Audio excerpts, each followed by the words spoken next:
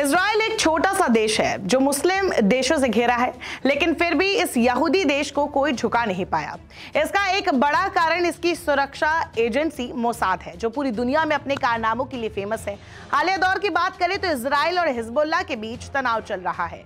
Hezbollah जो Lebanon में बसा हुआ है, अचानक कुछ दिन पहले वहां उनके कई लड़ाकों की और आम नागरिकों की जानें चली गई, क्योंकि वायरलेस टेलीकम्युनिकेशन डिवाइस पेजर्स को एक साथ हैक कर लिया गया था। नाम आया मोसाद का।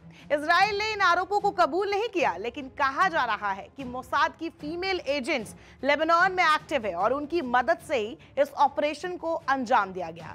इजराइल और हिजबुल्लाह में चल रही जंग के बीच दुनिया की नजर अब फिर से उन खास फीमेल एजेंट्स पर है, जो जितनी खूबसूरत है उतनी ही शातिर और खूंखार भी। उनकी हंसी और अदाएं जितनी कातिल है, उनके इरादे उतने ही खतरनाक। लेकिन क्या आप जानते हैं, मोसाद की ये फीमेल एजेंट्स काफी कुर्बानियां भी देती है। इनको लेकर कहा जाता है कि ये मिशन पूरा करने के लिए किसी भी हद तक जा सकती है।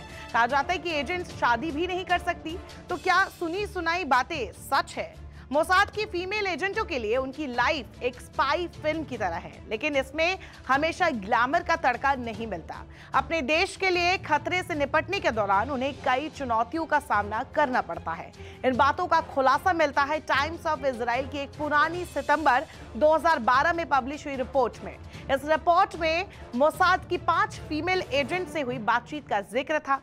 उन फीमेल एजेंट्स ने नाम ना छापने की शर्त पर अपनी वर्किंग को लेकर बात की थी और कई खुलासे किए थे। उन्होंने बताया था कि मोसाद की फीमेल एजेंट्स अपने देश के लिए कुछ भी कर सकती है, लेकिन उनकी कुछ बाउंड्री भी सेट होती है। उन्हें लेडी ब्रिगेड कहा जाता है। वे ब्यूटी विद ब्रेन का टेस्ट देकर ही सेलेक्ट होती है। उनका काम दुश्मन देश में घुसकर दुश्मनों की तलाश करके उनका खात्मा करना होता है। उसे मुश्किल से मुश्किल काम करने के लिए ट्रेंड किया जाता है।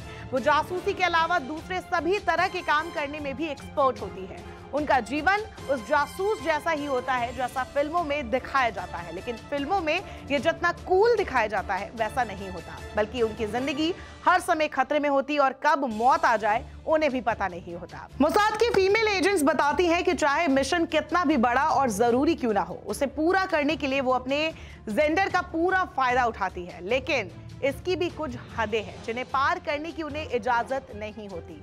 देश के लिए वो दोस्ती कर लेती हैं, फ्लर्टिंग और डर्टी जोक्स भी कर लेती हैं, मर्दों की कुछ हरकतों को बर्दाश्त भी कर लेती है, लेकिन अगर किसी के साथ रिलेशन बनाने की बात हो तो वो पीछे हट जाती है।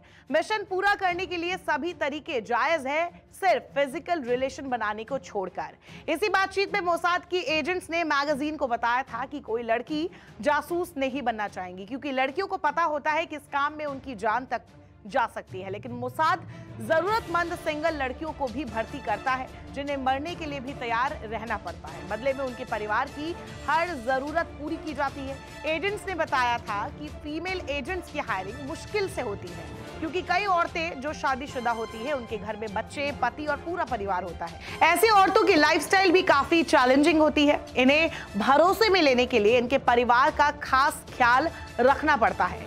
एजेंट्स को भरोसा दिलाया जाता है कि उनका परिवार बिल्कुल सुरक्षित रहेगा। इन्हीं कुछ वजहों से सिंगल लड़कियों की तादाद एजेंसी में ज्यादा है और बाकी लोगों पर भी प्रेशर होता है कि वो शादी ना करें। लेकिन ऐसा कोई नियम नहीं है कि मोसाद में फीमेल एजेंट्स कभी शादी नहीं कर सकती। 1972 म्यूनिक ओलंपिक्स में इजरायली एथलीट्स पर हमला करवाने वाले फिलिस्तीनी उग्रवादी संगठन के नेता अली हसन सलामे को मारने वाली एक फीमेल मोसाद एजेंट ही थी। नाम था एरिका चैम्बर्स। ऐसी कई फीमेल एजेंट्स रही हैं जिन्होंने कई बड़े मिशन को अंजाम दिया है। एजेंसी की डेप्यूटी डायरेक्टर भी एक टाइम पर एक फीमेल थी, अलीजा मेगन हेलावी। मोसाद का एक और फेमस मिशन रहा 1987 में, जिसमें सिंडी नाम की एक एजेंट, जो उसे एजेंसी ने ही दिया था, उसने एक न्यूक्लियर टेक्नीशियन मोर्दचाई बानूनो को अपने जाल में फंसाकर किसी तरह लंदन से इटली ट्रैवल करने के लिए मना लिया था। मोर्दचाई बानूनो ने इजराइल के न्यूक्लियर सीक्रेट्स को लीक किया था। खैर, बानूनो को ड्रग देकर सिंडी एक जहाज से इजराइल वापस लेकर आई थी। ऐसे सैकड़ों छोटे बड़े ऑपरेशन और मिशन रहे जिसमें फीमेल एजेंट्स ने लीड किया।